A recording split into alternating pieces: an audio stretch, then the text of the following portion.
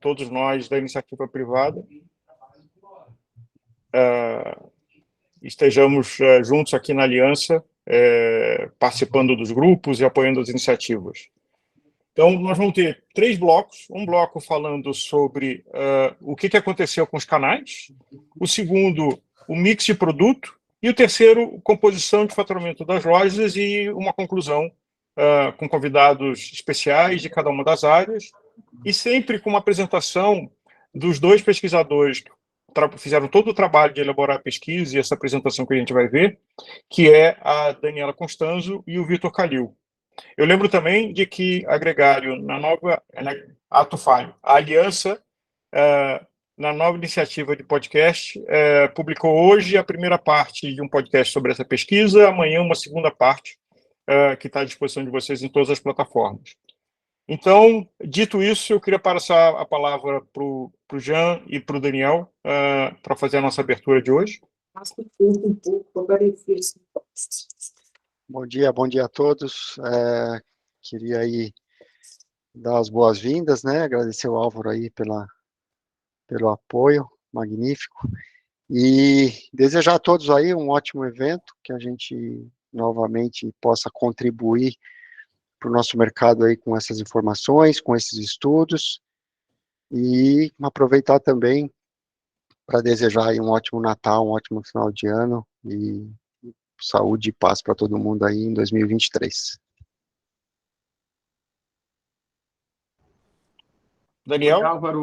Oi, Álvaro, obrigado. Queria agradecer a todo mundo que está participando, dizer que essa é uma pesquisa que a gente tem lançado todos os anos desde 2018, então ela constitui uma série histórica importante, que vai dando os caminhos, tendências, o que está acontecendo nas lojas.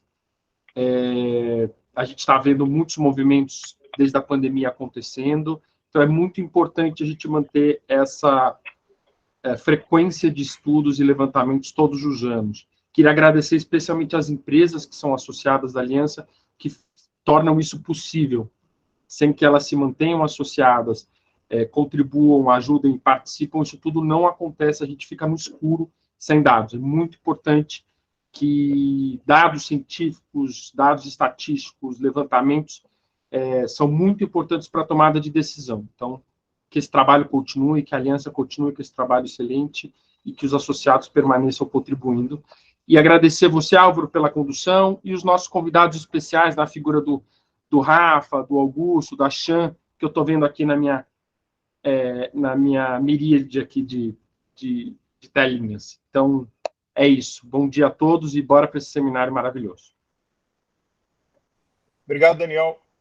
Marina Convertino, você gostaria de dar alguma palavra sobre a importância, a nossa gratidão pelo apoio do Itaú desde 2018 nos estudos que são fundamentais para nortear toda a indústria. E eu acho que é uma bússola para todos nós.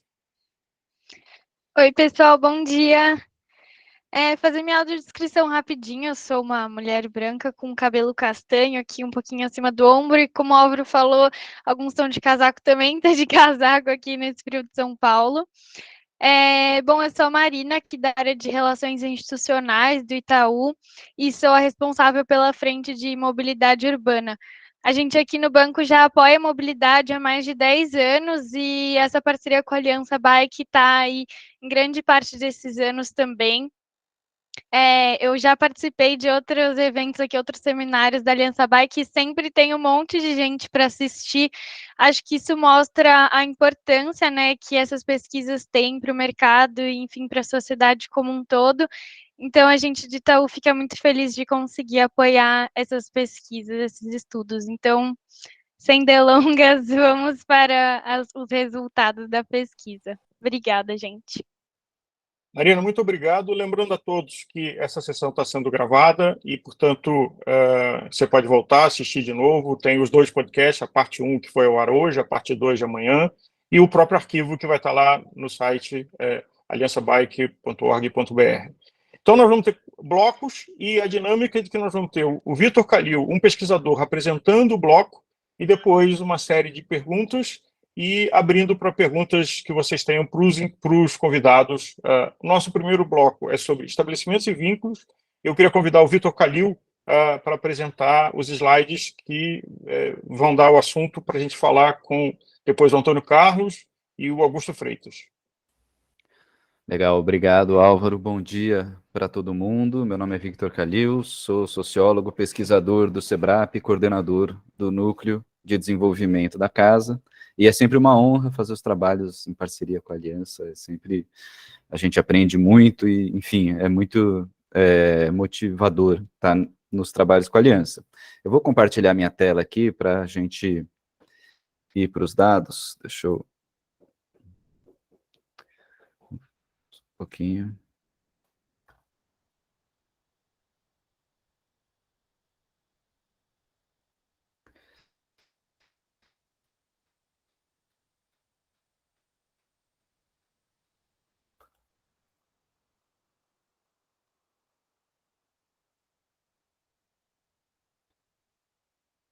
Bom, como o Álvaro falou, esse estudo ele vai estar disponível para download. A ideia aqui é a gente passar rapidamente sobre alguns pontos do estudo.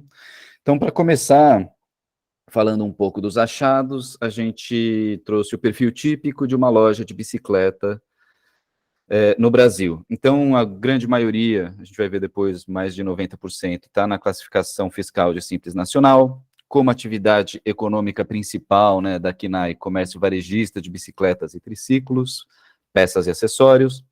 O faturamento anual médio avaliado foi de entre 50 mil e 100 mil reais. O tempo médio de funcionamento das lojas é de 10 anos.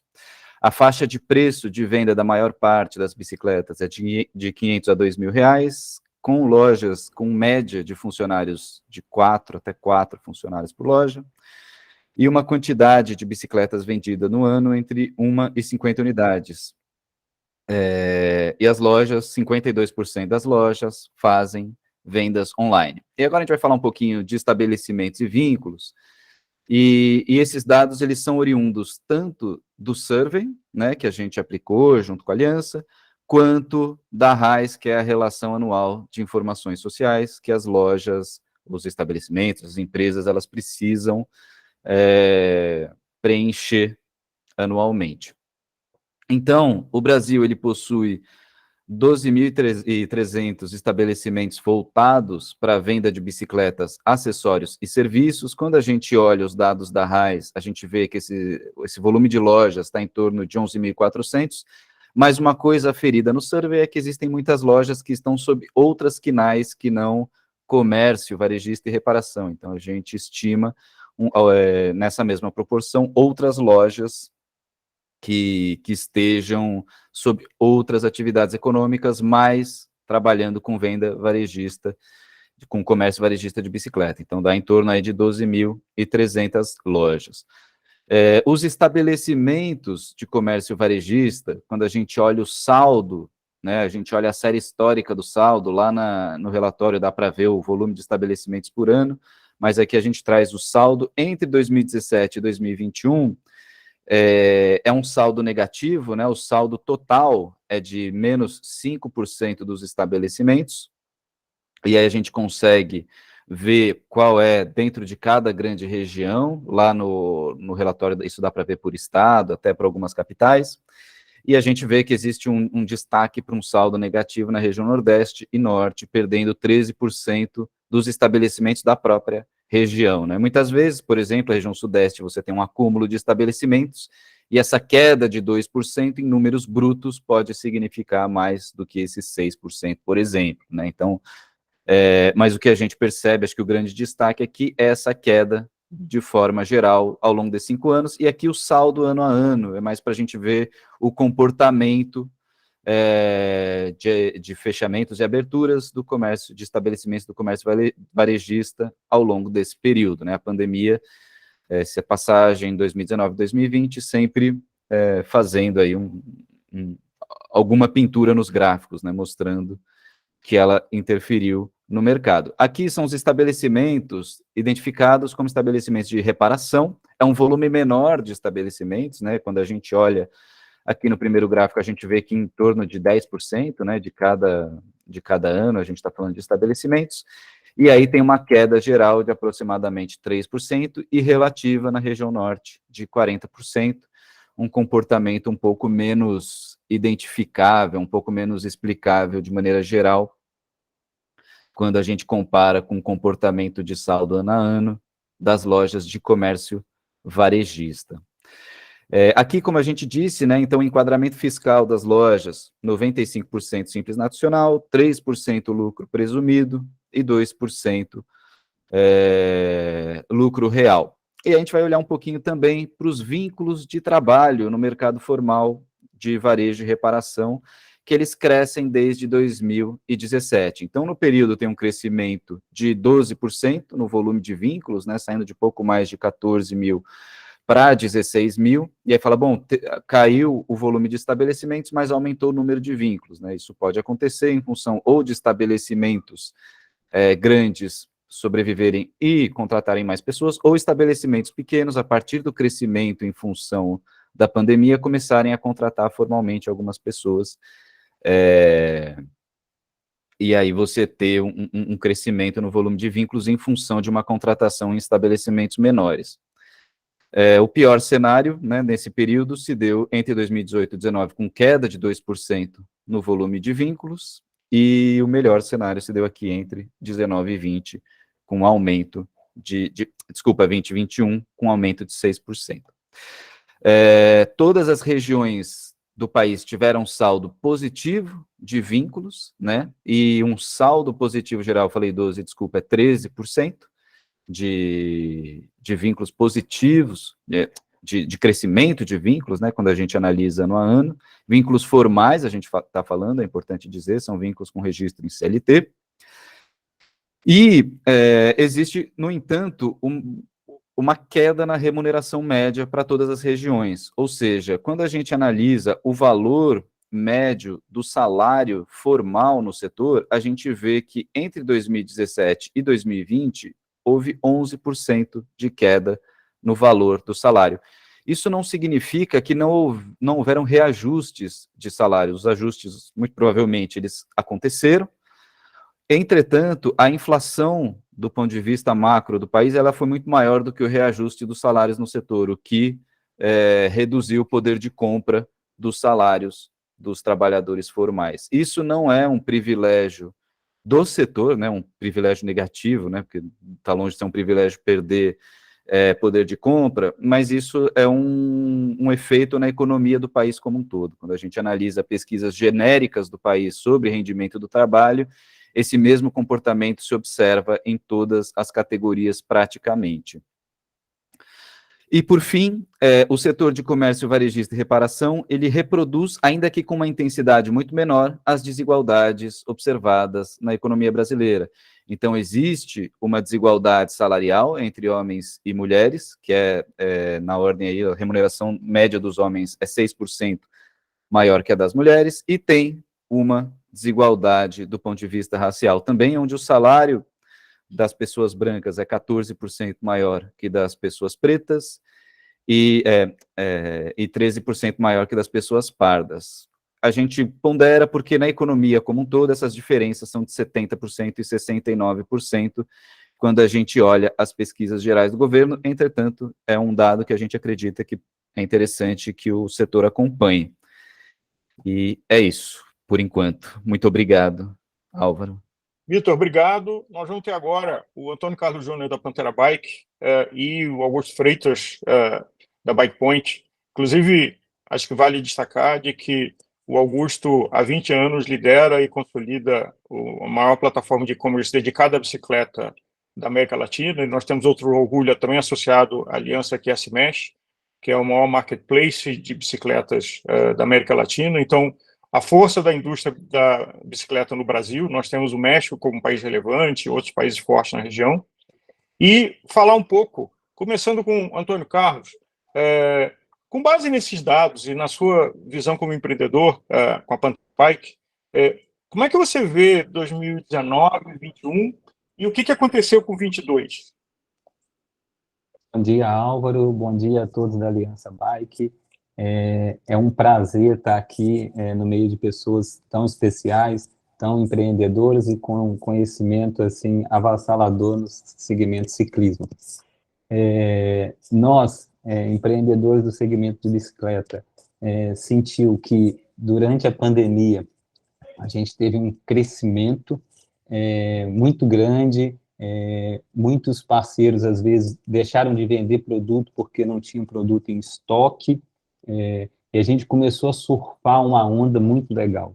Todos os lojistas empolgados, curtindo, e a gente percebeu que, a partir de 2022, essa onda ela começou a recuar novamente para o mar. Então, a gente teve algumas dificuldades em ter produtos, altos preços do mercado, e isso deixou muitas pessoas com desejo de adquirir produtos e não adquirindo pelo valor total que foi após a pandemia. Então, esse mercado de bicicletas com valores bem altos como estão hoje, acaba deixando a gente um pouco inseguro na questão de vendas futuras e, principalmente, os mercados internacionais de venda no Brasil direto. Isso acaba influenciando muito, né? A gente tem equipamentos que vêm de fora do Brasil que a gente não tem nem um pingo de concorrência, a gente não consegue nem concorrer. Então, a gente tem grandes empresários que envolvem, que faz o ciclismo acontecer, que faz o ciclismo ser o auge hoje no Brasil, só que fica de mão atada nessa situação hoje que o mercado enfrenta de 2022, com a concorrência muito desleal nesse ponto. Esse é um ótimo ponto, Júlio, porque, inclusive, a gente tratou disso no podcast, e é um assunto que eu queria passar para o Augusto, que teve a visão de, desde Criciúma, em Santa Catarina, criar uma plataforma de e-commerce. Além de um ponto de venda admirável, quem tem a oportunidade de chegar em Criciúma e ver a loja da Bikepoint fica impressionado. E eu queria te perguntar, Augusto, desses dados de formato de contratação, a Bikepoint é uma empresa majoritariamente online, mas tem uma estrutura muito respeitável lá em Criciúma, e você é um empregador importante na cidade. Como é que você vê esse mix indicado pela pesquisa da diferença na forma de contratação? Bom dia a todos. Obrigado, Álvaro, pelo convite, Daniel. Eu acho que a gente... aqui a região de Santa Catarina, talvez a gente também esteja num lugar um pouco diferente do resto do Brasil, né? Que a gente tem uma situação de quase pleno emprego, né? E temos uma situação mais confortável que outros lugares. Apesar de a gente ainda encontrar dificuldade de ter pessoas para trabalhar numa simples loja de bicicleta, né? Profissionais qualificados, a gente ainda encontra essa dificuldade.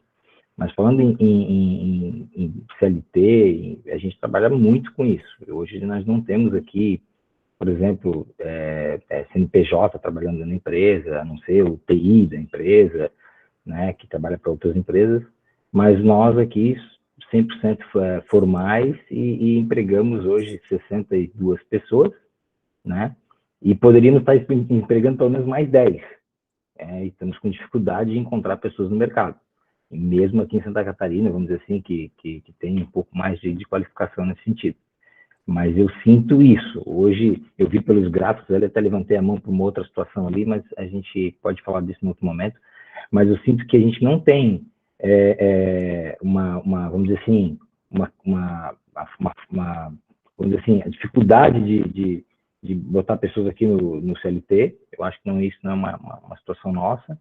A gente está sim com dificuldade de encontrar pessoas para trabalhar, né? Para trabalhar, para ter realmente condições de qualificação, né? Essa é a nossa dificuldade. Então, eu vejo que o mercado está andando, está funcionando para algumas coisas, principalmente para, como tu falaste, né? Nós que estamos no online, a gente já estava antes da pandemia, dessa onda, organizados com online, e isso nos ajudou, né, a estar estruturados e realmente surfar essa onda que o Júnior falou. Essa onda deu uma acalmada agora, mas eu acredito que a gente tem que estar acelerando, tem que estar focado nisso. Mas com relação à CLT, eu vejo isso bem tranquilo. Eu acho que a gente não mudou e não vai mudar, né? Mesmo a gente ainda tendo um regime diferenciado, né? Mostrou o gráfico ali que 90 e poucos % das nossas do nosso mercado, segmento é simples, nacional, e nós somos lucro real, onde nossos encargos são muito maiores, né, com relação à CLT, praticamente aí é o dobro de uma simples, mas a gente continua, assim, focado no CLT, eu acho que isso faz parte do game, não tem como mudar, né, então a gente vai seguir dessa forma.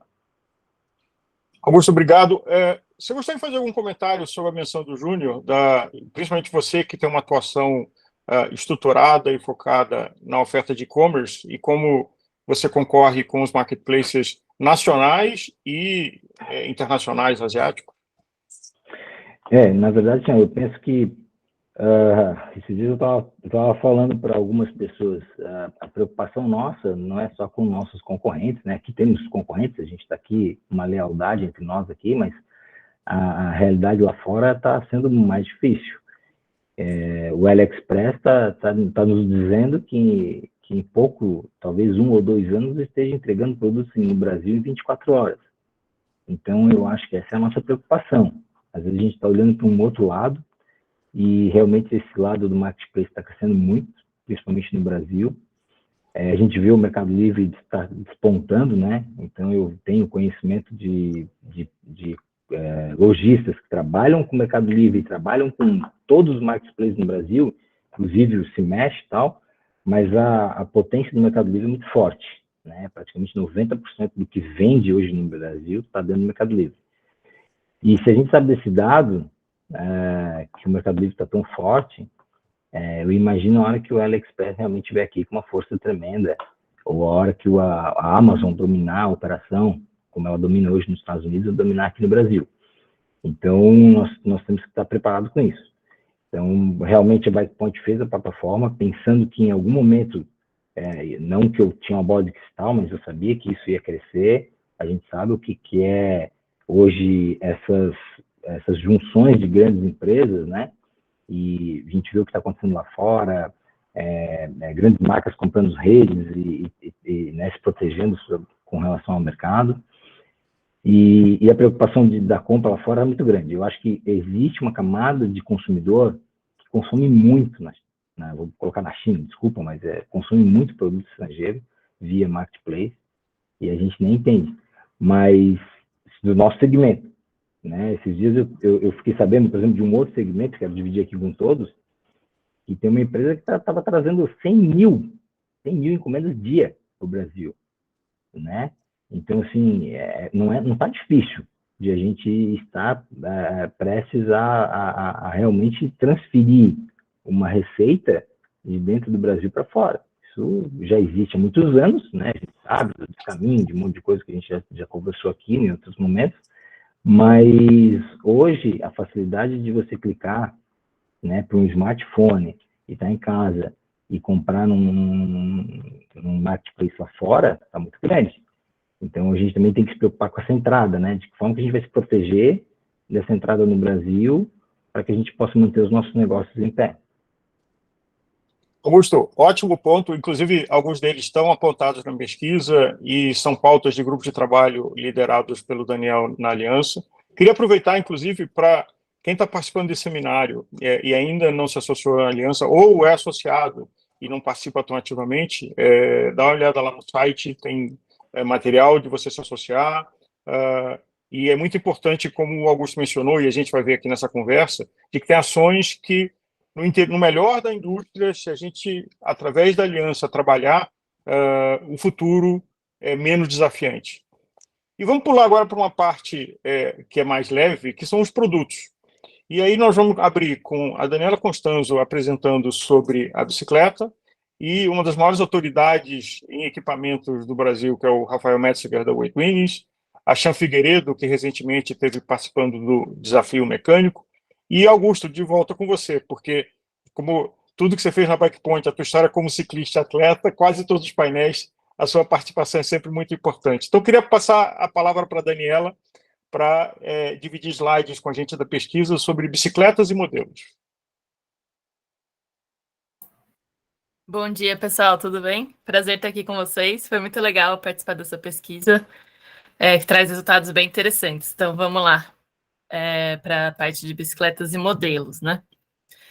Bom, o primeiro dado que a gente observou, e aqui a fonte é o survey que a gente fez, né, foi a quantidade de bicicletas comercializadas pelas lojas. Então, aqui a gente tem, do lado esquerdo, a quantidade de bicicletas comercializadas em 2021 e do lado direito, a quantidade de bicicletas comercializadas no primeiro semestre de 2022. E aí o que a gente pode observar, né, que quase 60% das lojas... Não estava aparecendo, agora tá.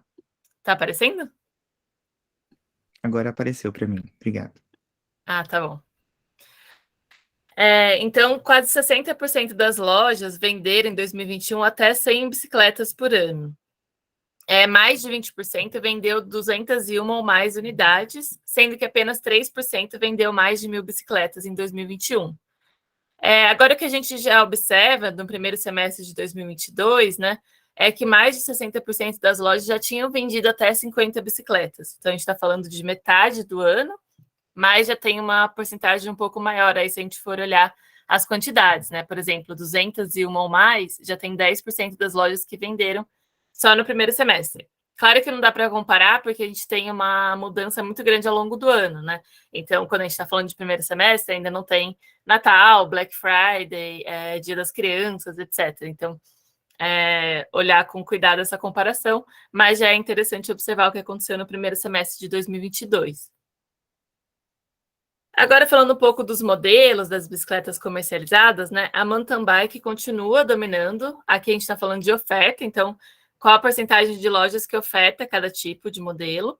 Então, a mountain bike é ofertada em 87%, seguida da infantil e da urbana. Então, a infantil aparece aí com 66%. E também tem aquelas que não comercializam bicicleta, né? Então, a gente tem 8% das que não comercializam, que são aquelas que alugam bicicletas usadas, entre outras atividades, né? Então, por isso que aparece aí essa opção de não comercializa.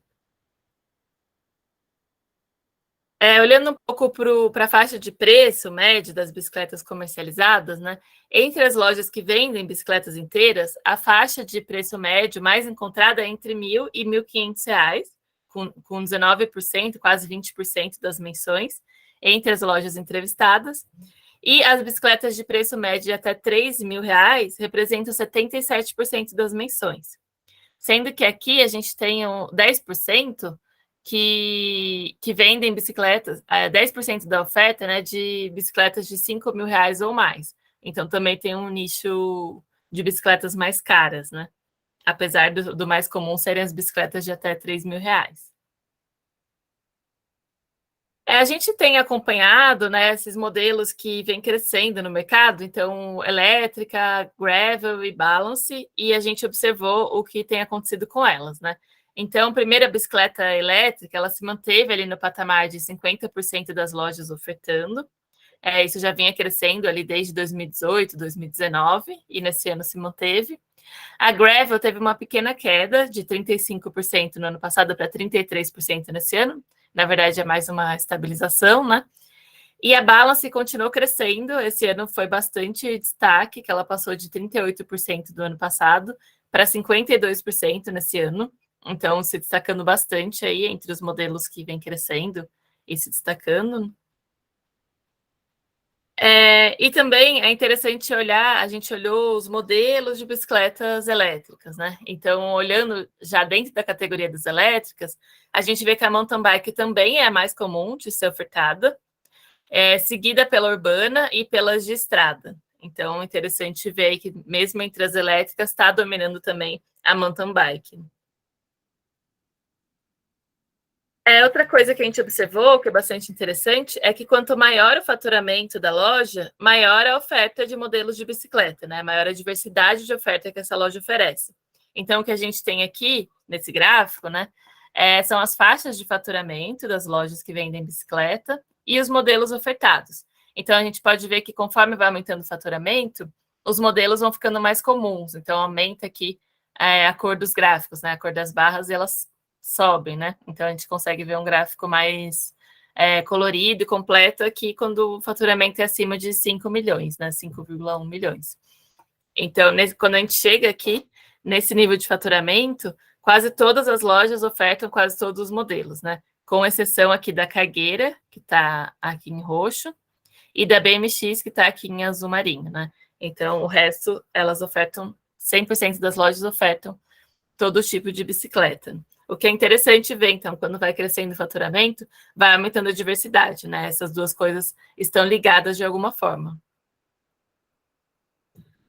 E agora, olhando um pouco para a participação nas vendas e no faturamento, né? Então, a gente tem aqui, por modelo, quanto que esse modelo participou nas vendas e participou no faturamento. E aqui a gente tem as faixas, né? Então, as lojas que responderam que a mountain bike participou em vendas e faturamento de 1 a 10%, de 11 a 20%, assim por diante.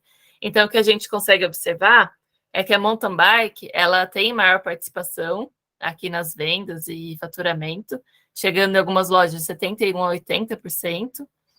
E algumas outras que têm destaque, né, são a bicicleta elétrica, então ela ainda participa de 1 a 10 ou de 11 a 20 na maior parte das lojas, e depois cai. A bicicleta urbana, que ela ainda se sustenta aqui, chegando até 21% a 30% das lojas com uma participação nas vendas e no faturamento, né? Chegando até 21% a 30% dessa participação para boa parte das lojas. E a bicicleta infantil, que tem sido um destaque também aqui na pesquisa, ela também aparece com essa participação nas vendas e faturamento, claro, na maior parte das lojas ainda com 10%, mas ela também chega ali a 21%, 30% para cerca de 10% das lojas. Então, é interessante observar também como que a mountain bike ainda é muito importante e domina aí, né, tanto vendas quanto faturamento. As duas coisas estão bastante ligadas. Daniela, muito obrigado. Acho que duas menções. Primeiro que a categoria mountain bike, ela inclui também o transporte no Brasil real, né? Então, o que antes era uma bicicleta utilitária de baixo custo, ela está hoje na classe de mountain bike. Então, não é o praticante de mountain bike de trilha. E acho que outra menção que eu acho muito interessante é a balance bike, porque é fazer o futuro com reinventando o passado, né? Você tirar os pedais para uma bicicleta de criança e esse segmento ganhando cada vez mais tração. Então, agora, vamos conversar com o Rafael, a Chan e o Augusto.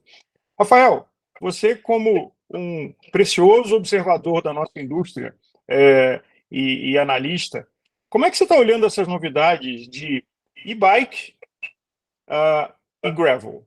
Esses dois segmentos crescendo, e acho que você é um observador também do que é de qualidade internacional, você não olha só o produto brasileiro ou o que é distribuído no Brasil, isso nos ajuda e dá água na boca. Mas como é que você vê esses dois segmentos, gravel e bicicletas elétricas? Primeiro, bom dia a todos. É um prazer estar participando. Respondendo a pergunta, Álvaro, o que eu acredito para o mercado? Primeiro, a gente vem de uma constância de provavelmente 30 anos de grandes inovações da bicicleta. A gente saiu de 3 coroas na frente, a gente foi para 2 coroas, depois fomos para 1 coroa. Houveram muitas evoluções nos últimos anos. O mercado, perto de 2012, estava desaquecendo de mountain bike. Foi quando eles colocaram a roda 29 e fez todo mundo de volta trocar as bicicletas. Então, o mercado sempre foi... Eu sempre brinco, assim, informalmente, que o mercado é gerido, basicamente, pelo marketing. Tu sempre vai ser mais rápido, a bicicleta mais rígida, mais leve. Mas se a gente olhar para trás, eu, por exemplo, talvez pedale a mesma coisa que 10 anos atrás, quando andava com uma bicicleta 26. Então, a inserção da bicicleta elétrica trouxe, além de inclusão no mundo todo, se tornou um item de desejo. Por quê? Porque fez aquelas pessoas que pedalaram naturalmente a vida toda terem muito mais desempenho. Claro, a gente está falando aqui no Brasil ainda que a bicicleta elétrica é muito mais usada para fins recreacionais do que fins de mobilidade urbana, como acontece já há muito tempo na Europa. Eu lembro de há 5 anos atrás ir numa loja da Suíça, tentar comprar alguma coisa com a minha bicicleta e eles diziam, não, a gente não tem mais nada de bicicleta analógica para vender, a gente só está vendendo componente de bicicleta elétrica. Então, a bicicleta elétrica deveria, no Brasil, ter tido a sua ascensão bem mais próximo de quando houve ascensão no exterior. Só que por um entrave tributário, a gente está entre muitos especialistas aqui, a bicicleta elétrica demorou a deslanchar, porque o preço dela no mercado era extremamente... Ainda é proibitivo, mas a gente já está bem mais perto de ter uma ascensão definitiva do modelo do que é o que aconteceu no exterior. Tu comprava uma bicicleta com assistência elétrica com uma diferença muito pequena de preço de uma bicicleta analógica. Então, a bicicleta elétrica vai sim ocupar no Brasil o mesmo espaço que ocupa no market share das lojas de qualquer lugar do mundo. Provavelmente a gente vai ter, não em muito tempo, a gente vai entrar numa loja de bicicleta e 70% da loja vai ser bicicleta com assistência. Tanto a bicicleta urbana, a bicicleta de passeio, a mountain bike e a road bike. Qual é o próximo passo? Hoje, se a gente olha para uma bicicleta elétrica, a gente ainda consegue saber que é uma bicicleta elétrica. O next step do mercado a gente vai ter uma bicicleta analógica basicamente igual à bicicleta com assistência elétrica, assim como os últimos lançamentos que tiveram agora da Scott, por exemplo. A grande dificuldade de quem tem ainda uma bicicleta elétrica andar com ela sem assistência é difícil. Então, o próximo passo do mercado é ter uma bicicleta que tu vai ter com assistência quando tu quiser, e ela vai ser uma bicicleta absolutamente normal quando tu precisar. Essa é a minha opinião sobre as bicicletas elétricas no Brasil. Sobre a gravel, é uma modalidade que também dominou os Estados Unidos nos últimos anos, pela dificuldade de supply chain, faltou bicicleta. Os Estados Unidos investiu muito em marketing, as grandes marcas investiram muito em marketing das grandes competições de gravel, isso fez o mercado americano explodir. O Brasil está indo na mesma tendência, todo mundo sabe, acabou de acontecer aqui do lado da onde eu moro, o primeiro evento Red Bull de gravel. Então, assim, esses eventos vão puxar muito o mercado para cima. Então, agora várias outras marcas já têm, talvez o Augusto possa falar disso melhor do que eu. Antes, tu ficava limitado a 2 ou 3 marcas terem bicicletas desta categoria, agora tem muitas outras marcas que entraram no mercado. E para as estradas do Brasil, sinceramente, quem anda de bicicleta, quem pedala, é muito mais vantajoso tu não usar a road bike de uma forma competitiva, andar com uma gravel, porque é extremamente mais seguro e mais confortável. As nossas rodovias, infelizmente, são horríveis. E a minha opinião, eu não sei se vocês lembram, a balance bike existe no exterior desde o começo da bicicleta. No Brasil sempre existiu uma briga tributária. Eu não vou dar os dados porque não é da minha competência, mas se eu não me engano, entre a Braciclo e a Brink, que na classificação fiscal tu não conseguia importar as balance bikes, porque um dizia que era brinquedo e outro dizia que era bicicleta. Se ela fosse bicicleta, ela tinha que ter os itens de segurança. Então, graças a Deus, o próprio mercado nacional viu a usabilidade das crianças de 1 e 2 anos começarem a ter o primeiro contato com a bicicleta, com a balance bikes, e agora a grande parte delas são produzidas aqui no Brasil. O Augusto, de volta, pode falar melhor das importadas. Acredito que este entrave nas importações das balance bikes ainda não tenha sido superado. Ou seja, o Brasil demorou muito para ter bicicleta. A primeira bicicleta de qualquer criança, uma balance bike, que é extremamente mais confiável. Então, essa é a minha opinião sobre os 3 assuntos. Vou aproveitar e emendar o que tem me preocupado bastante na situação do mercado global, que é o que todo mundo muito bem, e a pesquisa já mostrou, assim, vivemos um auge, uma era de auge de vendas de bicicleta no mundo. E o mundo desacelerou. E a gente tem visto grandes empresas, vou trazer números, assim, as ações da Giant, que é o maior conglomerado de bicicletas no mundo, derreteram 50% num ano.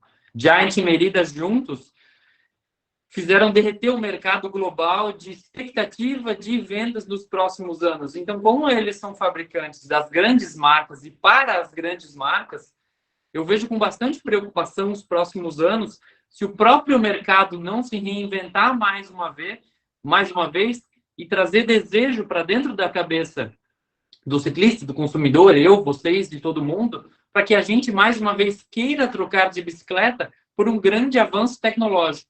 Então, eu estou na expectativa desses grandes avanços tecnológicos que eram para terem sido lançados durante a pandemia, só que por uma dificuldade em toda a cadeia de produção, estão atrasando.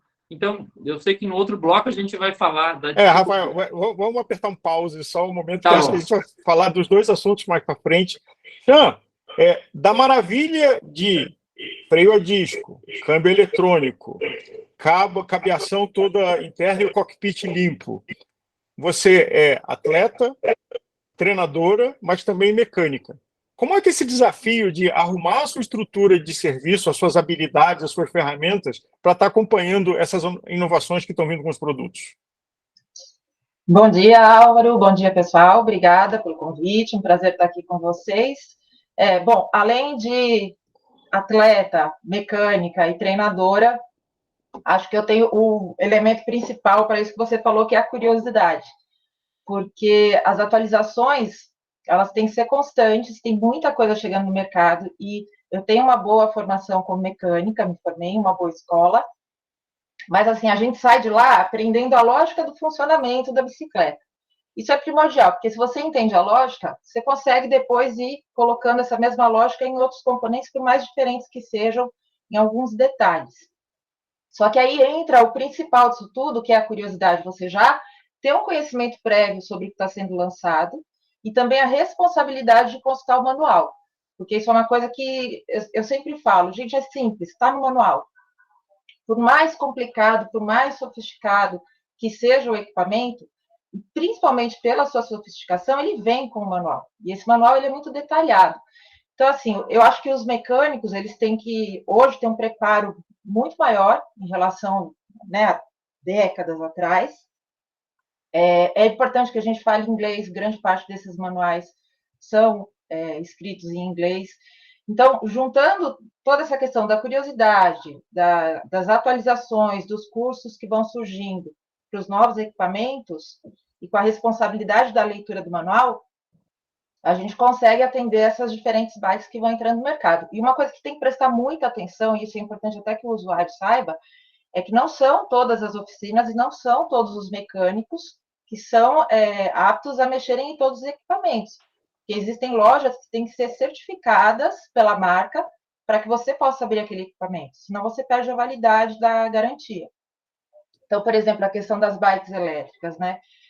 Os motores, dependendo da marca, existem as lojas oficiais. Eu já recebi no estúdio aqui bikes elétricas para limpeza e lubrificação. Se for problema em motor, por exemplo, eu não sou uma loja autorizada de determinado motor. Aí você tem que encaminhar o cliente para a loja autorizada. Porque, assim, o mercado da bike está ficando tão sofisticado, só que junto com essa sofisticação vem também um protocolo muito regular sobre como você tem que cuidar dessas bikes e como você tem que agir.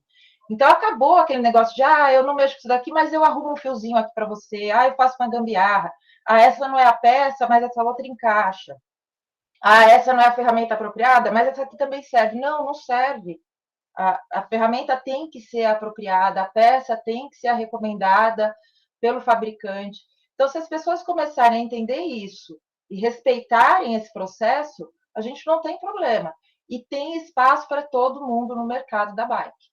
Então, por exemplo, eu não atendo motor de bike elétrica. E eu não vou querer atender se eu não tenho essa especialização.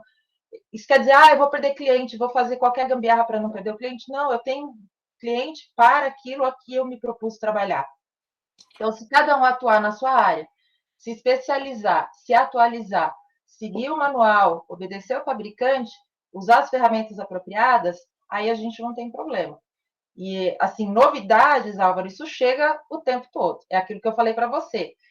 Fiz uma formação de qualidade, entendo o funcionamento, tem bike que chega aqui e eu falo, nossa, por onde passa esse carro? Aí você vai lá no manual e olha. Entendendo a lógica, é muito mais fácil você ler o manual e entender aquela lógica naquele equipamento. Obrigado. E eu acho que vale ressaltar de que o Brasil também tem um empreendimento que é a Escola Parktool, que é uma referência de formação de mão de obra. Teve o divertido desafio mecânico que se encerra hoje, a final. Você participou de todo o processo, mas e conforme vai sofisticando o produto, a mão de obra tem que ser qualificada, não dá para ser mais apertador de parafuso, como você é uma referência. Obrigado. E eu queria passar agora para o Augusto. Augusto, eu ouvi uma vez de uma pessoa experiente em varejo que o varejo é moleza.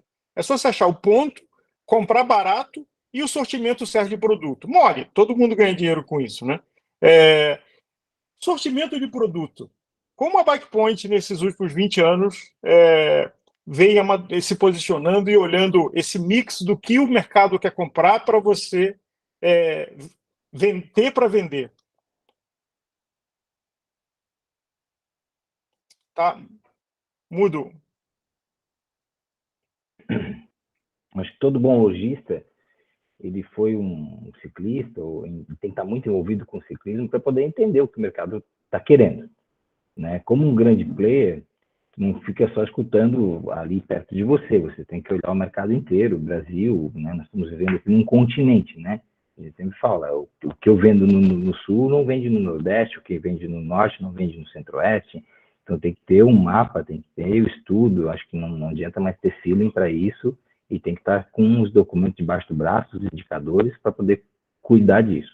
Eu sempre gostei de um mix muito grande, para poder atender esse Brasil imenso, para poder atender essas oportunidades que, né, o brasileiro gosta, quer ter, e como o Júnior falou ali no começo, né, tem um desejo de ter produtos especiais, né, então a gente sempre disse, ter produtos diferenciados para clientes diferenciados. Então, eu sempre procurei ter uma cauda longa para poder atender a todos. Isso foi muito importante para nós. A gente conseguiu um share muito grande nesse sentido, né? De tu ter de A a Z, né? Para poder as pessoas estarem mais confortáveis dentro do teu ambiente, né? Que é a plataforma. Confesso que nos últimos anos, nesses últimos 2 anos, a gente não conseguiu ter, né? Coloco novamente o Júnior na situação que ele falou, faltou muito produto, a gente teve que comprar outras coisas, navegamos em outro momento, né? Quer dizer, a gente baixou o ticket, porque vendia demais aquele produto, então a gente foi buscar essa oportunidade, mas hoje a Bikepoint já se comporta novamente como sempre foi, produtos mais premium, né? A gente está deixando um pouco de lado o produto de entrada, porque a briga é muito grande, novamente eu repito, né? A questão dos impostos no Brasil, questão de simples versus lucro real. Então, isso dificulta muito a nossa entrada nesse mercado.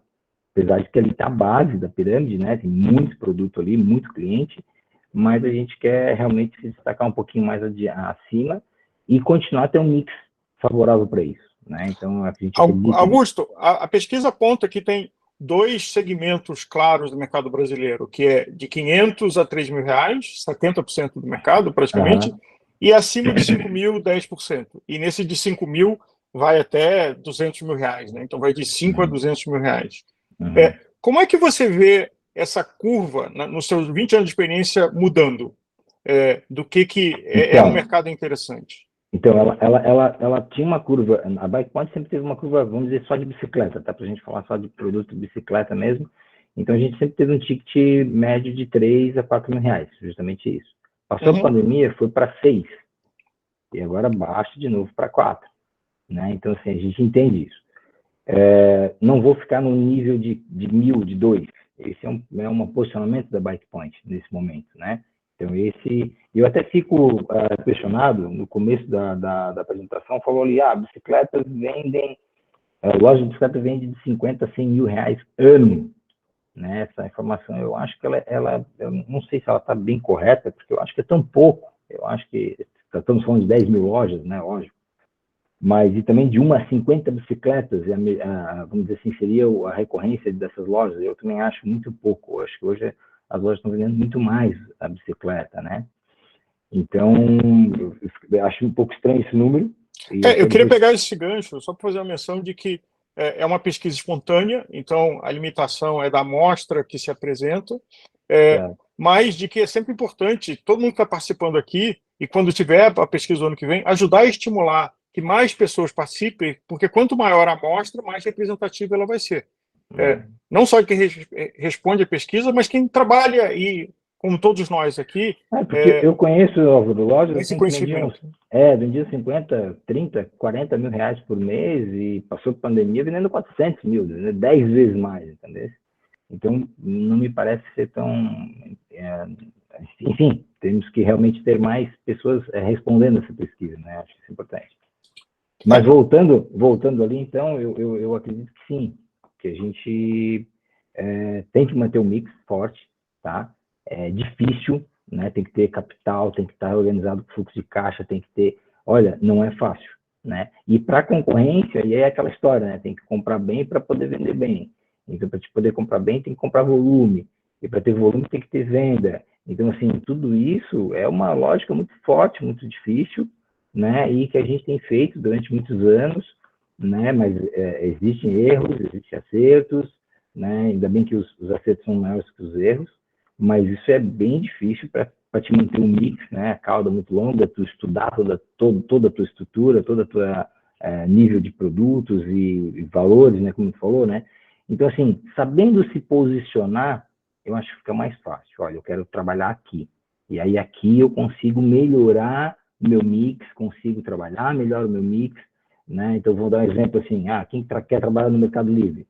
Não vai vender tudo. Não adianta a Bikepoint botar todos os seus produtos lá, que a gente sabe que não vai vender, né? Isso, de feeling, já dá para dizer. Existe um estudo e aí vai ter um produto que vai funcionar muito bem lá. O que vende bem na plataforma? Vende isso. O que vende bem na loja física? Vende isso. Então, se a gente souber calibrar isso, realmente a gente consegue ter mais êxito nessas situações. Obrigado, Augusto. E a gente falando do que conclusões de 2022 e pensando em 2023, tem o desafio, como eu mencionei na abertura. Nós estamos aqui no meio do mês de dezembro, fazendo um pouco de frio, então quem planejava vender protetor solar está com o estoque parado nesse momento. Então, esses desafios que a gente não controla e não adivinha. Obrigado, Augusto, Chan, Rafael. Vamos para o próximo bloco agora, do faturamento das lojas. E aí tem dados bem interessantes sobre esse mix. Então, Vitor, queria que você dividisse com a gente a composição de faturamento, e na sequência nós vamos ter o Nilson, da CID, e você, Augusto, de volta, para falar um pouco sobre essa mudança de mix e a visão de vocês. Vitor, por favor. Opa, estou compartilhando aqui a tela só. Deixa eu...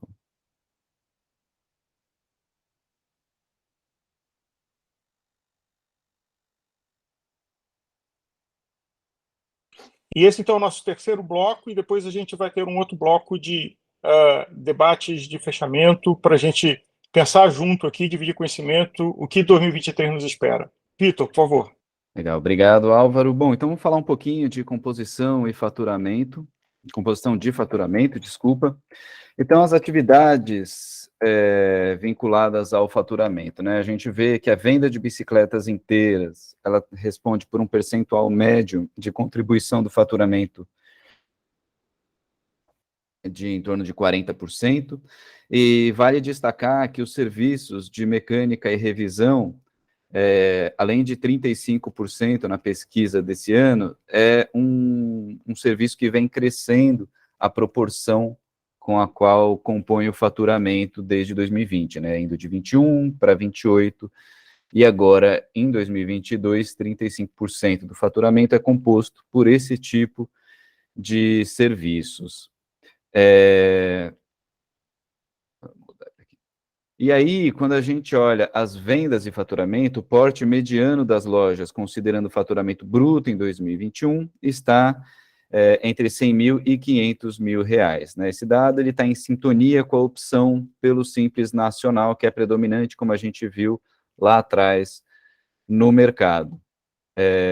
A idade e o faturamento das lojas são duas variáveis que estão extremamente correlacionadas, né? Então, a gente vê que essa correlação é importante. Quanto mais antiga a loja, maior tende a ser o seu faturamento. Então, as lojas que venderam mais de 500 mil reais tinham, em média, a partir de 17 anos de existência. A gente chega a trazer um índice de correlação aqui de 0,41, o índice de correlação ele varia de 0 a 1, né, e quanto mais próximo de 1, mais as duas variáveis variam juntas, né, então se cresce a idade da loja, cresce o faturamento, e como a gente está trabalhando com um dado que ele pode ser influenciado por muitas variáveis, né, quando a gente vê esse índice de 0,41, ele salta aos olhos, porque de fato existe uma associação.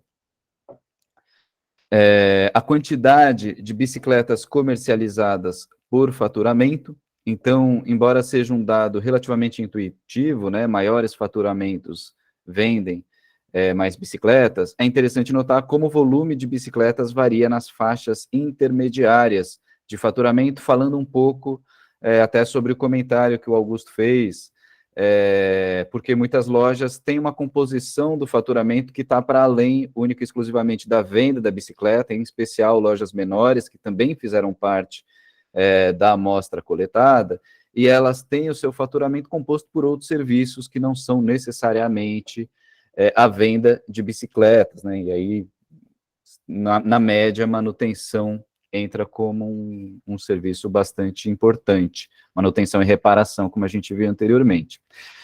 Aí, falando mais agora um pouco do e-commerce, ele vem numa tendência de alta, né? Então, a gente tinha o e-commerce por volta de 40% das lojas, na pesquisa de 18, 19 e 20, 21 e 22, né, entre 20 e 21 tem esse aumento, a gente já falou em relação à pandemia, mas é um aumento que se estabiliza acima dos 50% das lojas, né, e aí aqui a gente tem o e-commerce por proporção de faturamento, né, então quanto maior o faturamento, maior a participação da loja, maior o uso da loja, do e-commerce pela loja, né, então as lojas acima de 5 milhões, todas elas pesquisadas, praticam e-commerce, usam e-commerce nas suas vendas.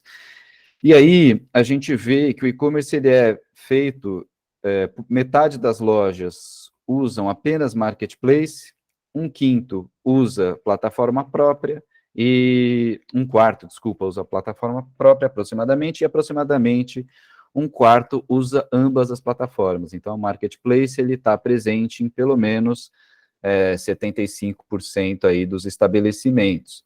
O Mercado Livre, ele é o que mais se destaca, né, quase 90%, mas vale dar o destaque para a Cimesh, que na pesquisa do ano passado aparecia em 10% das lojas que fazem e-commerce, e né, na pesquisa desse ano aparece em 17% das lojas. E, por fim, a gente coletou um pouco das opiniões, né, o que faria com que as pessoas usassem mais bicicleta. Pedimos para as pessoas, para os respondentes, atribuírem prioridade.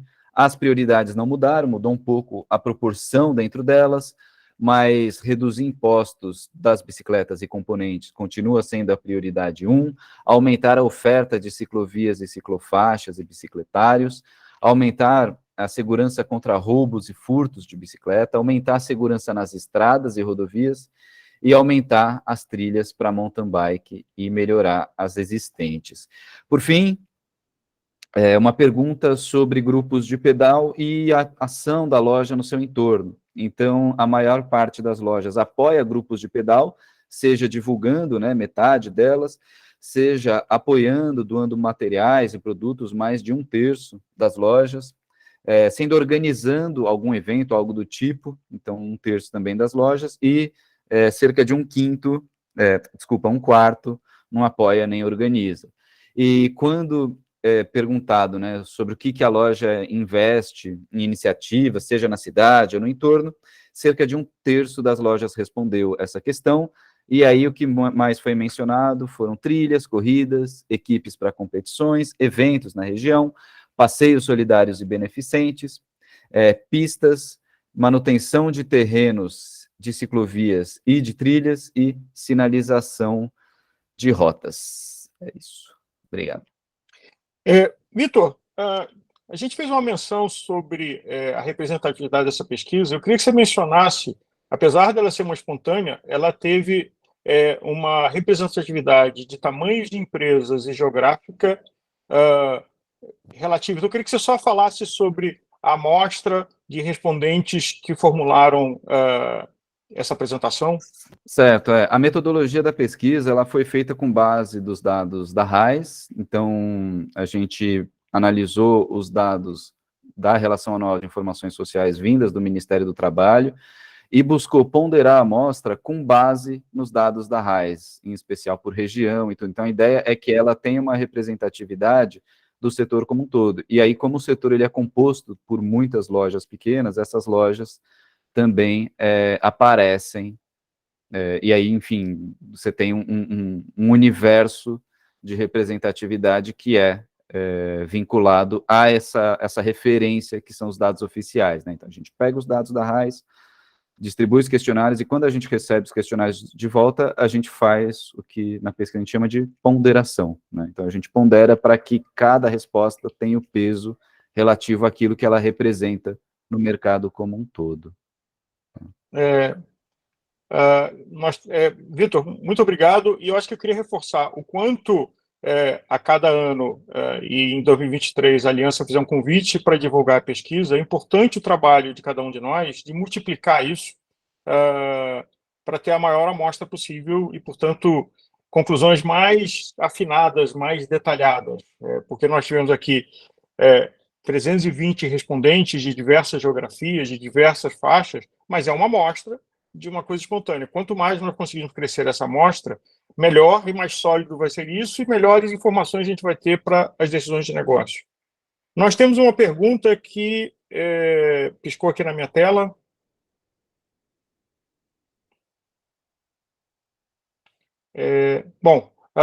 Vamos seguir, então, falar da composição de faturamento. Então, Nilson, da Seedbike, lá da Bahia, e é surpreendente e chama a atenção o crescimento da participação de serviço, de 4 para 2º lugar nessa pesquisa. Nilson, vocês que operam e atendem os ciclistas de Feira de Santana, Bahia, como é que vocês veem esse número? Como é que isso reflete a percepção que vocês têm a partir do mercado de vocês?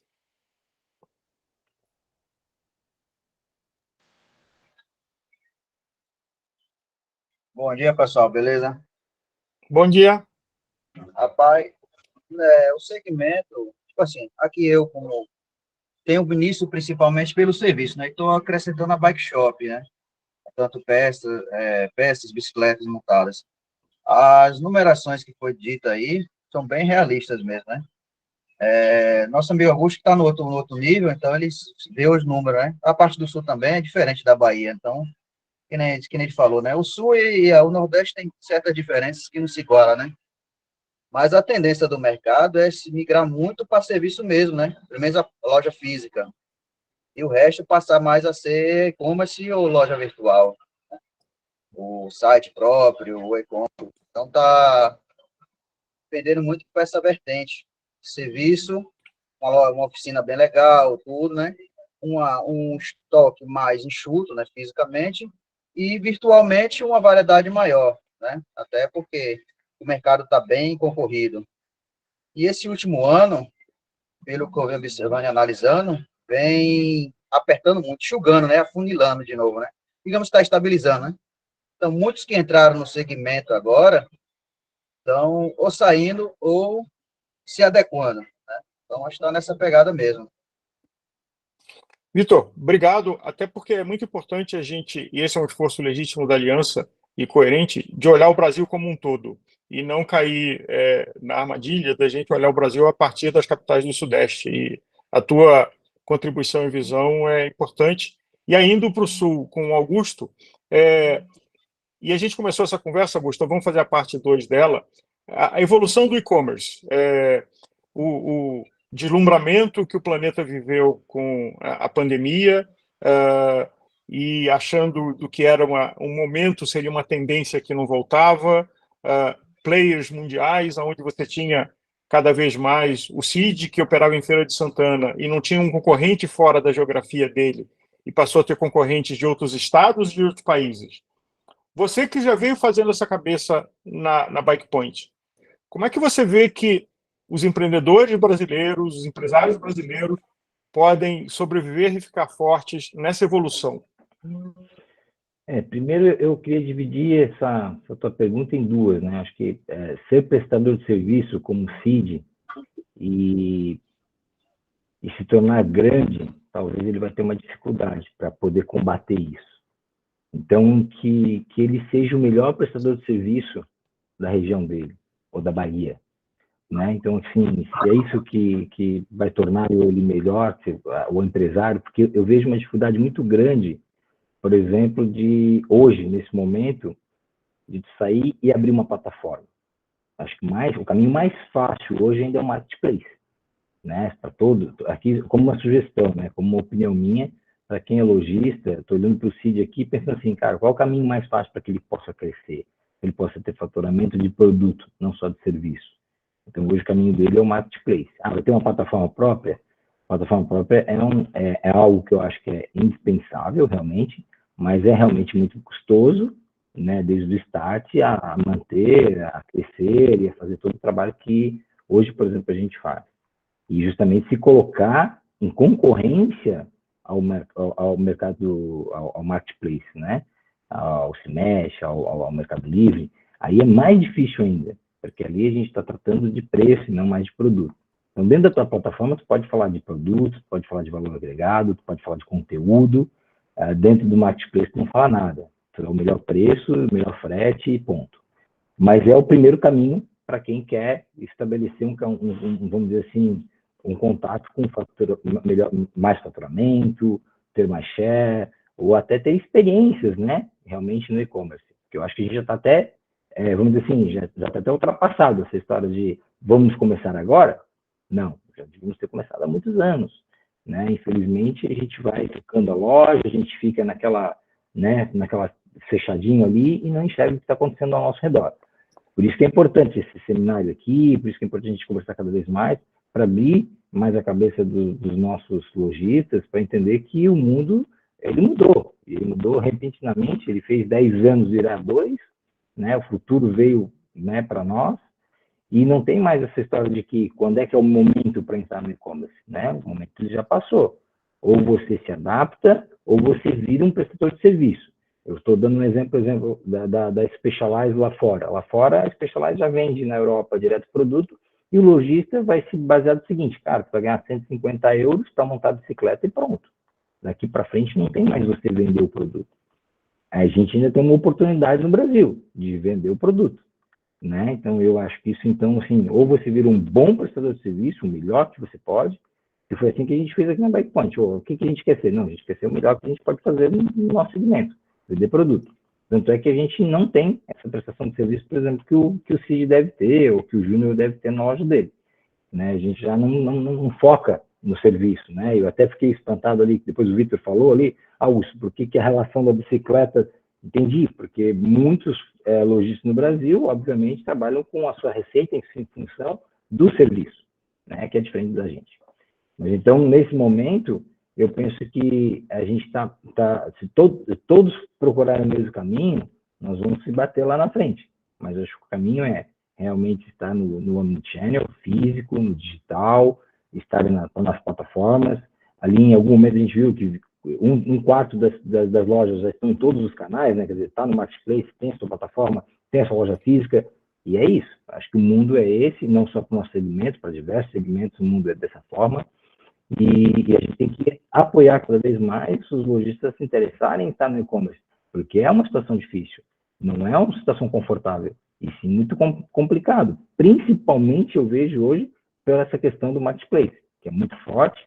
A gente viu ali 88% das lojas estão no marketplace, estão vendendo lá, e realmente é uma ferramenta muito forte, a gente não pode deixar isso para trás. Mas, por exemplo, nós não estamos lá, né, Álvaro? A gente ainda não está no Mercado Livre, a gente está trabalhando nesses 12 anos sozinho aqui, né, na lateral desses 80 milhões de clientes que estão lá dentro do Mercado Livre, mas fazendo o nosso trabalho, mas nós também acreditamos que logo nós temos que estar lá, né? Porque é justamente isso, onde a maioria dos clientes estão comprando e vivendo esse mundo, né, que é mais fácil, mais rápido, é uma pesquisa, né? Hoje é o segundo buscador, não é mais o primeiro é o Google, o segundo é o Mercado Livre. Para qualquer coisa, para comprar um shampoo de cabelo, às vezes tu se confunde, tu vai pesquisar no Mercado Livre, tu vai pesquisar no Google. Então a gente não pode mais deixar isso de lado. A gente tem que trazer a realidade para nós, dizer assim, poxa, nós vamos ficar há muito tempo fora disso? Então se a Bikepoint está fora, tem que estar dentro. Se o Cid está fora, tem que estar dentro. Se o Júnior está fora, tem que estar dentro. Então, assim, acho que a gente tem que procurar essa informação, trazer para dentro da loja e realmente cavocar. O e-commerce, ele não vai voltar mais para trás, né? Então, a gente tem que entender isso, que isso é uma realidade nossa já há muito tempo, e fortalecer isso com os lojistas para que todos possam estar ali e realmente, quem quer vender produto, é nesse sentido. Quem quer fazer serviço, aí procura melhorar o seu dia a dia na sua loja, no seu ambiente físico. Augusto, obrigado. Eu acho que isso dá um gancho para talvez grupos de trabalho e outras atividades, dentre as várias que a Aliança lidera, de pensar esse mercado futuro, ter a consciência da realidade de que o Mercado Livre é uma empresa latino-americana admirável, eles estão conquistando um bom trabalho que fizeram, mas tem coisas que precisam ser conversadas, negociadas com os Alibabas, com as Amazons, e nós, como brasileiros, e a Aliança é um foro genial, então, para todo mundo que está aqui, participar, motivar que a pesquisa do ano que vem seja maior, iniciativas de grupo de trabalho participar, outras pessoas virem como associados, a gente só vai ser mais forte e maior. Então, queria te agradecer. Eu tenho um último slide do Vitor, e agora a gente entra na parte de mapa astral e carta de tarô, 2023. Então, Vitor, se puder compartilhar esse slide, e aí a gente faz as reflexões com Rafael, Chan e Antônio Carlos sobre qual é o ponto de vista de cada um, e eu lembro todo mundo que está sendo gravado, então cuidado com as previsões. Qual o ponto de vista de cada um para 2023, que começa daqui a algumas semanas? Vitor, por favor. Estou compartilhando aqui.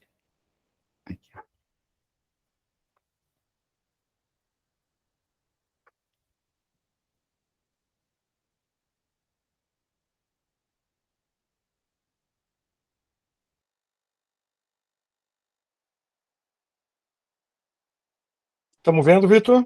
Vamos lá. Opa, estava no mudo aqui. Acho que as falas elas foram coletadas a partir de entrevistas realizadas pela própria Aliança Bike, e acho que vou fazer uma leitura aqui das falas para, enfim, balizar aí esse bate-papo de vocês. Então, algumas perspectivas para 2023, a redução de preços. Então, Daniel Aliperti, da Pedal Power: acredito que, combinados, o arrefecimento de demanda, o excesso de oferta global e todo o trabalho de redução de impostos feitos por aqui, podem trazer os preços dos produtos para baixo, né? Em relação às incertezas, o Ala Costa, da Rondo Bikes: 2023 será um grande desafio, pois ainda não estamos com estoques regularizados, muita incerteza governamental e mercado muito instável, mas buscamos sempre entregar as melhores experiências para os clientes, para finalizarmos os antigos e conquistarmos novos. Em relação a crescimento, Alex Scheib, da Trip Aventura: estão todos assustados com os valores que as bicicletas elétricas chegaram. Eu acredito no crescimento do mercado, mas não da forma que as marcas imaginam. Na minha visão, há uma ressaca muito grande do pós-pandemia que está nos atrapalhando um pouco para manter este crescimento.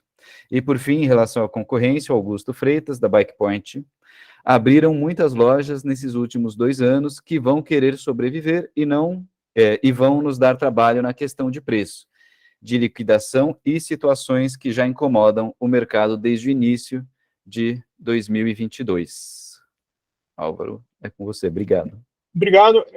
Eu queria ter uma sugestão aqui de pergunta do Rogério Viduedo, e os 3 representantes do varejo, o Júnior, o Antônio, o Antônio Carlos, o Nilson e o Augusto, nessa ordem, cada um falar um pouco sobre como é que vocês estão fechando o 22 e o que vocês esperam para o 23. Então, na ordem, Júnior. Álvaro, 2023 realmente vai ser um mercado aí que todo mundo quer saber o que vai acontecer, né? A gente vive aí num país completamente num momento incerto de economia, de investimentos, e a gente sabe que para a gente poder continuar o nosso trabalho, se dedicando, atendendo bem o ciclista, a gente vai ter que estar em todas as plataformas, como o Augusto disse. A gente vai ter que estar em todos os momentos. A gente vai ter que fazer um diferencial para a gente poder vender a nossa bicicleta. A gente vai ter que ter um pós-venda. A gente vai ter que cativar o cliente. Então, como a gente já se tornou uma referência na nossa região, que é de Minas, em organizar eventos, em pedalar com os nossos clientes, em incentivar, porque tudo mudou. Hoje não é simplesmente vender uma e-bike para um cliente. Você tem que orientar ele como usar o equipamento, o jeito correto, para que ele tenha uma grande experiência do que ele está usando. Senão, a gente vai vender o que acontecia nos bike shops antigamente. Vamos vender uma bicicleta, virou as costas, cadê o próximo? É o que aconteceu na pandemia. Na pandemia aconteceu muito isso. A gente vendia bicicleta, já tinha outros chegando querendo comprar e tudo. 2023 mudou. Então, nós que conseguimos olhar no mercado de bicicleta, incentivando o ciclista a pedalar, fazendo eventos, apoiando, sendo solidário a esses novos ciclistas, porque muitos ciclistas compraram com a gente bicicleta no começo e ficou guardado na garagem, não usam mais. Esses ciclistas que às vezes voltaram para a academia, que a gente precisa resgatar eles, conversar com eles, vamos pedalar, vamos fazer isso, vamos fazer aquilo. Então, o mercado para 2023 realmente vai ser o diferencial para nós que temos e-commerce, temos loja física, para a gente poder se permanecer no mercado. Mas você está otimista ou pessimista? Não, estou muito otimista, porque a gente ama o que a gente faz, então a gente sempre vai ter que estar correndo atrás de vendas de bicicleta. Obrigado. Nilson, você, se você puder resumir 22, e o que você espera para 23, se você está otimista ou pessimista? Bom dia, só um minutinho, peraí. Então, Augusto, enquanto ele se coordena, do seu ponto de vista da Bikepoint, como é que foi 22 e de forma macro, e o que você está vendo do mercado de bicicleta do Brasil para 2023? Eu acho que 2022 foi realmente uma ressaca ali, né, dessa situação. A gente vinha muito otimista em 2021, que essa realidade ela poderia se manter alta, né, na expectativa de manter vendas altas, faturamento alto. Então foi bastante difícil, eu acho, 2022 nesse sentido, porque realmente a gente veio vindo com uma expectativa, criamos aqui, né, pelo menos eu vou falar da Bikepoint, né, a gente criou várias alternativas para se manter com faturamento, bike, contratos com outras empresas para manter volume de produtos chegando durante o ano. E isso realmente não se manteve, caiu um pouco as vendas e a gente sentiu. Então o esforço, é aquilo que o Júnior falou, né, o esforço de estar próximo ao cliente vai ter que ser um pouco maior agora, né, para que tu possa realmente resgatar isso, para poder ter o cliente do teu lado, manter isso, essa ativação com o consumidor, né. Então, muito mais difícil ainda é você, porque fisicamente fica, teoricamente, até gostoso para quem gosta do que faz e sabe do que faz, ter o teu cliente perto de ti. Mas fazer isso no digital é um desafio. Né? Manter o digital próximo de você, manter o cliente digital próximo de você é um grande desafio, na minha opinião. Então, eu acho que esse é a diferença de 2023, porque o cliente está cada vez mais digital, né? Vou dar um exemplo aqui para vocês agora do nosso Natal. Então, assim, a gente até fez uma enquete aqui dentro da loja, né? Todos nós, praticamente tem 60 funcionários aqui, praticamente 90% das pessoas compraram os seus presentes de natais para os seus filhos e familiares na internet. Olha que coisa mais impressionante. Então, assim, aqui o comércio local acaba ficando sem essa fatia, porque a gente está comprando na internet, porque a gente já se organizou em novembro, e isso já está virando uma questão cultural nossa. Né? Então, assim, o físico toma agora. Aí tu vê o Natal, cadê o Natal? Né? Cadê a representatividade daquele Natal que a gente vendia 1000 bicicletas em 20 dias, não sei o que, tal. Isso não existe mais. Né? Então, por quê? Porque a gente está se organizando, a gente está pesquisando, o Brasil está ficando mais atualizado com o e-commerce e, obviamente, é questão de grana. Né? A gente falou ali, a recessão, existe uma perspectiva, o que vai ser, o que não vai ser. Então, o consumidor ele acaba comprando, né? Pesquisando mais, tendo mais acessibilidade ao produto. Né? Então, isso vai fazer mudar 2023. Como é que a gente muda isso para 2023? Eu vou usar as palavras do Júnior, se aproximando do cliente. Acho que o cliente, a gente tem que saber se aproximar dele fisicamente e no digital, que eu acho que é o mais importante, né, o mais difícil de ter esse contato com ele. Porque quando você está com contato na loja física, ele sabe quem tu é, você tem aquele carinho, você demonstra né, a tua experiência e tal, mas no digital é difícil. Né? Tem cliente que não quer nem conversar, quer conversar direto com a máquina, quer clicar no botão, não quer ter um assunto com ninguém, eu já estou aqui clicando porque eu não quero ter conversa. Então, assim, tudo esse trâmite do digital é muito difícil, né, de tratar. Eu acho que é isso que a gente tem que se aperfeiçoar em 2023, né, para manter isso. E acredito também em mais atividade no físico, né, como ele falou, é o evento, é a corrida, é o passeio, é levar para a serra, é levar para a praia, é fazer com que o cliente se sinta à vontade perto da gente para continuar próximo nosso. Né? Então, acho que 2023 é nesse sentido. Augusto, otimista ou pessimista para 2023? Otimista. Eu acho que, assim, ó, todo lugar tem um ciclo. A gente está vivendo um ciclo difícil. E é no ciclo difícil que a gente consegue conquistar muitas coisas. Eu acho que é agora que a gente consegue conquistar o cliente que está perdido, que a loja não está tratando bem, várias coisas que o mercado vai nos entregar. Então, é no otimismo que a gente vai viver 2023. Obviamente, a gente tem que entrar forte. E se tu já tiver desacreditado como gestor, aí a coisa não anda mesmo. Então, tu tem que acreditar no mercado, porque o mercado está aí. Eu vou voltar a falar um pouquinho, Rafa.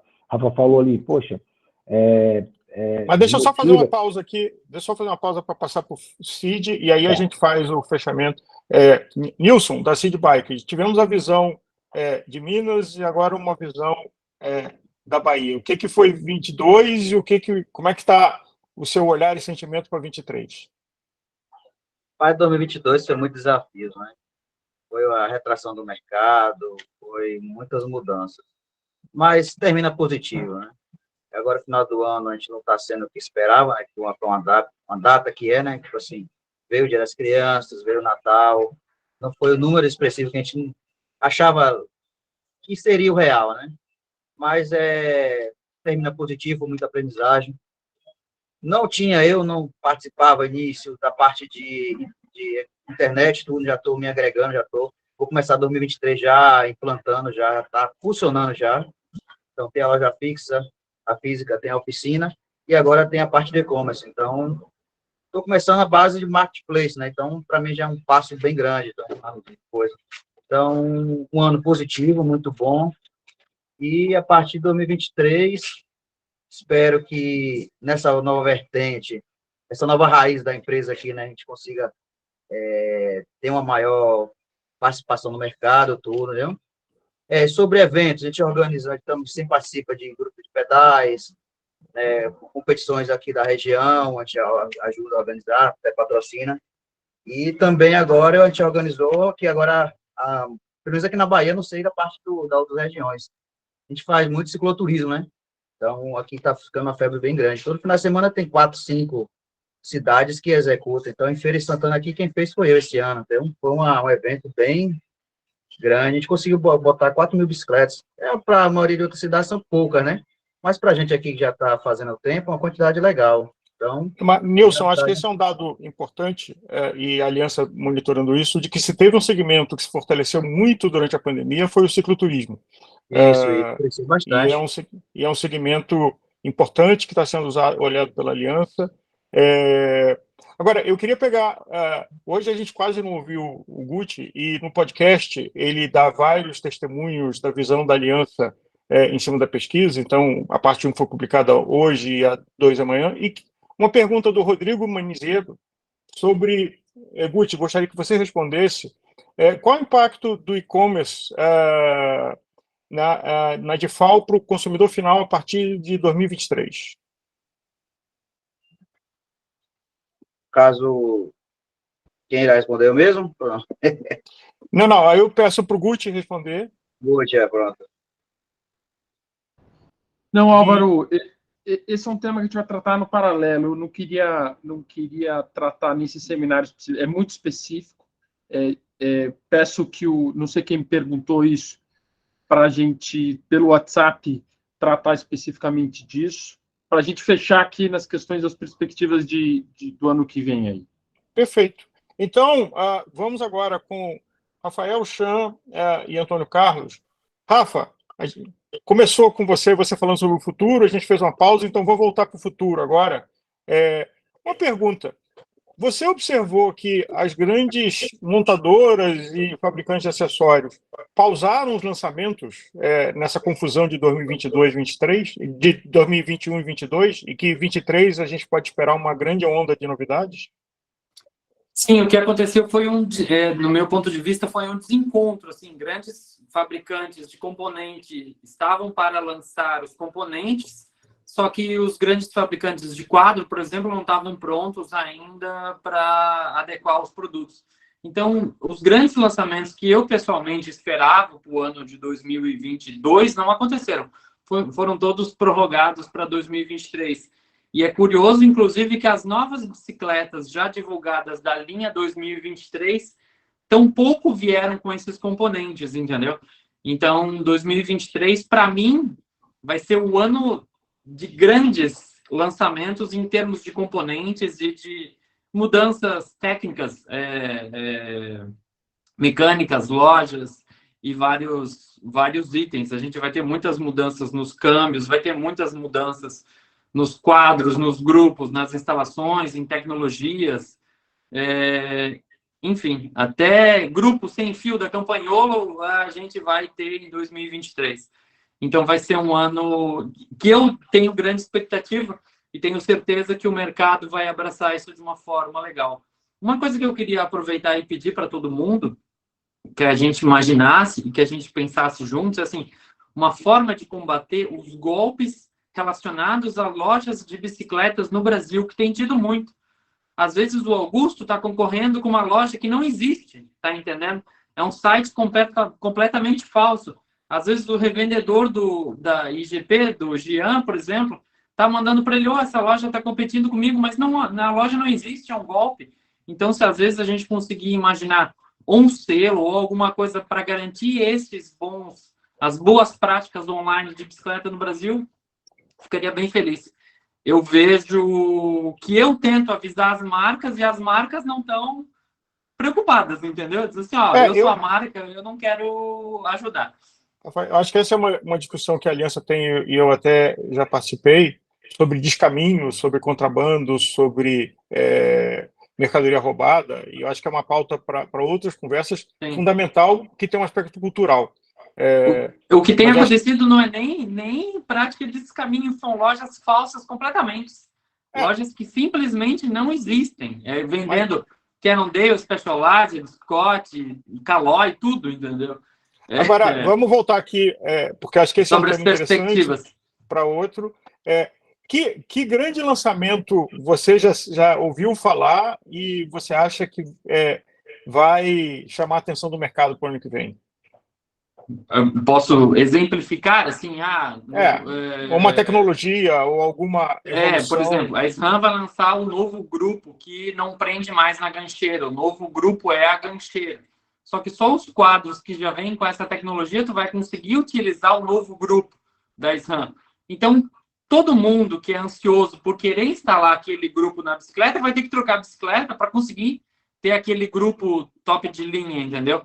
E o que surpreendeu é que a SRAM, por trás dos panos, vai trocar, inclusive, os grupos mecânicos. Assim, isso quer dizer que toda a gama de câmbios de SRAM provavelmente só vai servir em quadros novos. Tu não vai conseguir instalar lá o novo grupo SRAM num quadro 2018.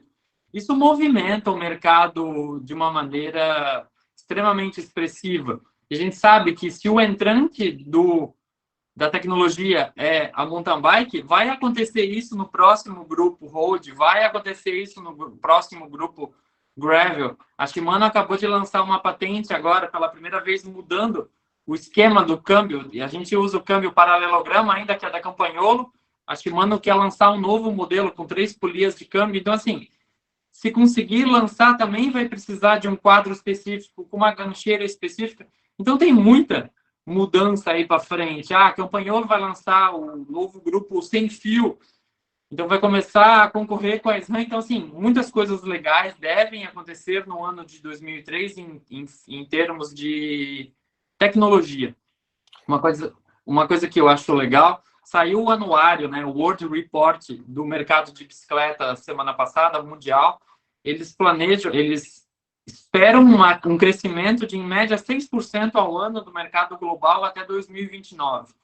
E o overstock que sobrou de 2022, eles acreditam que esteja completamente vendido até metade de 2023. Ou seja, esse problema que a gente tem de muito estoque de bicicletas baratas no mundo todo deve ser sanado até na metade de 2023, porque grandes corporações como a Giant, por exemplo, saiu uma notícia semana passada que eles pediram prorrogação dos boletos por 45 dias, inclusive para a própria Shimano, porque eles vão tirar o pé do acelerador durante alguns meses para que esses estoques mundiais sejam nivelados. Então, eu tenho boas perspectivas para o ano de 2023.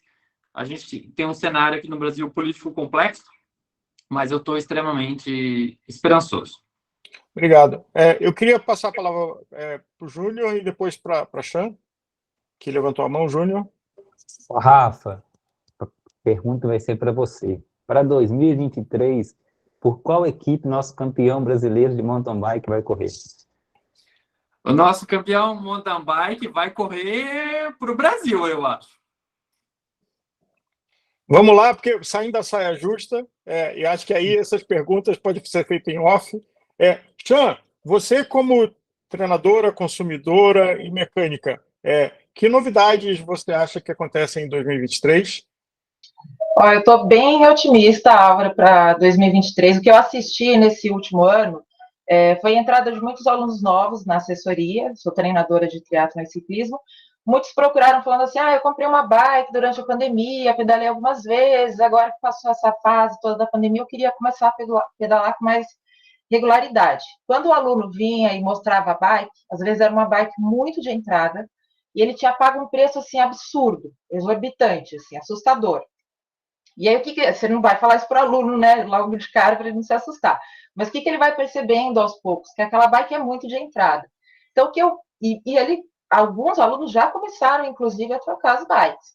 Então, eu acredito que essas pessoas que, quando faltava equipamento, os preços estavam muito exagerados, compraram o que aparecia na frente, independente da qualidade, né, do grupo e tudo mais, eu acho que essas pessoas e que continuaram pedalando vão começar a trocar o equipamento. E também uma outra coisa que eu presenciei, mesmo as pessoas que entendem de bike, que já pedalavam e tudo mais, eu vi muita gente fazendo downgrade na bike, porque precisava trocar algum componente, ou não encontrava no mercado pela falta, ou porque o preço estava uma coisa exagerada. Então, ele colocava um paralelo ali que a gente sabe que não tem o mesmo funcionamento. Então, eu acredito que essas pessoas vão começar a regularizar suas bikes também agora. Então, isso eu acho que ajuda bastante na venda de algumas peças, componentes e até mesmo bicicletas. Tenho muitos alunos e muitos conhecidos que perguntam, pedem indicações de bikes, de grupos e tudo isso, e essas perguntas estão ficando cada vez mais frequentes. Então, eu acredito em 2023 aí com o mercado um pouco mais aquecido também, e com a melhora das bicicletas, porque muita gente começou a pedalar com bike muito de entrada, muito ruim, eu acho que essas pessoas vão trocar. E eu, assim, no quesito pessoal, eu estou apostando na gravel. Eu sou triatleta, mas como eu sou treinadora de triatlon e eu acompanho os alunos nas provas, eu comecei a perceber que não dá para atuar os dois papéis no mesmo momento.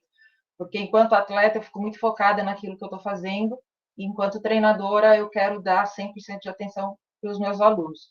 Só que eu sou uma pessoa competitiva, então eu comecei a perceber a gravel quando surgiu, fui convidada para ser embaixadora de uma prova de gravel. Esse foi o primeiro ano que eu estive com uma bike gravel. E, assim, em termos de conhecimento de periodização do treinamento, adaptação fisiológica, resposta de treinamento, recuperação, tudo isso eu domino bem. Sou profissional de educação física e esporte pela USP. E eu conseguiria aplicar isso nos alunos. Mas, por exemplo, o universo da gravel, para mim, é novo. Então, o que eu fiz esse ano? Participei das provas, participei do Gravel X, alguém comentou da prova, em Santa Catarina, e esse ano todo eu estou pesquisando tudo quanto é tipo de terreno para pedalar. Então, cada final de semana eu estou indo para um lugar diferente para conhecer o terreno, para entender aquele terreno é bom para qual periodização do treinamento, que tipo de aluno eu posso levar ali, que tipo eu não posso. Quem sabe, né, não surge aí em 2023 a ideia de formar uma assessoria para gravel, né, com treinos específicos de gravel, que eu leve os alunos para terrenos adaptados para esse tipo de bicicleta. Estive com a Left durante praticamente o ano todo, e agora comprei a Carbon 4, que é sem a Left, né, tem só a Traxxel, que é a suspensão traseira, Então, eu estou nessa fase, assim, de ir experimentando pneus diferentes, bikes diferentes, para ter muita propriedade. Quem sabe em 2023 aí investir nesse mercado também. Obrigado. Eu queria agradecer a você, ao Rafael, ao Augusto, Antônio Carlos, ao Nilson, ao Vitor e a Daniela que formularam esse trabalho, e passar o fechamento para o Daniel. Lembrando que tem 2 podcasts no ar, inclusive toda semana tem podcast da Aliança. Essa reunião está gravada, então quem quiser assistir ela inteira, o arquivo vai estar disponível no site da Aliança. E, fundamentalmente, quando ano que vem você receber a mensagem, vamos lançar a pesquisa, ajuda a divulgar, vamos ajudar, porque quanto maior a amostra, mais rica essa conclusão, melhores informações a gente tem para trabalhar. E se você conhece alguém que ainda não é associado à Aliança, traz para cá, aliançabike.org.br. Daniel Guti, fechamento com você. Poxa, Álvaro, você já fez um ótimo fechamento. Eu queria somar, agradecer todo mundo, dizer que a gente também está bastante otimista com 2023, do ponto de vista das políticas para o setor. A Aliança estruturou um grupo muito forte em Brasília para a gente acompanhar a transição, estar presente com o próximo governo para que políticas que foram importantes sejam mantidas e novas políticas sejam ampliadas para melhorar o ambiente de negócios para o nosso setor.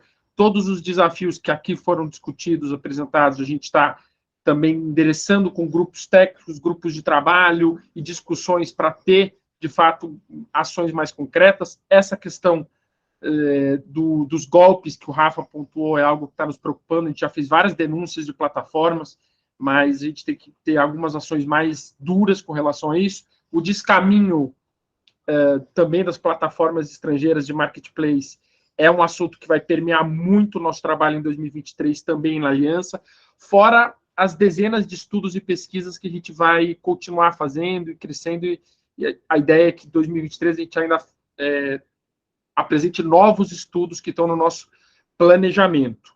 Então, é isso, agradecer a todo mundo, reforçar um convite para todos se associarem. A contribuição é acessível, especialmente para lojas, que é a maioria dos que estão nos ouvindo aqui.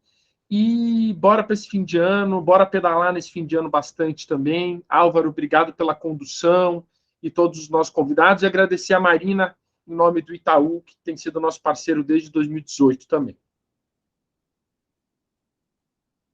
Obrigado, boa tarde a todos, Feliz Natal, e a gente tropeça, mas a gente segue, vamos em frente. Feliz Ano Novo.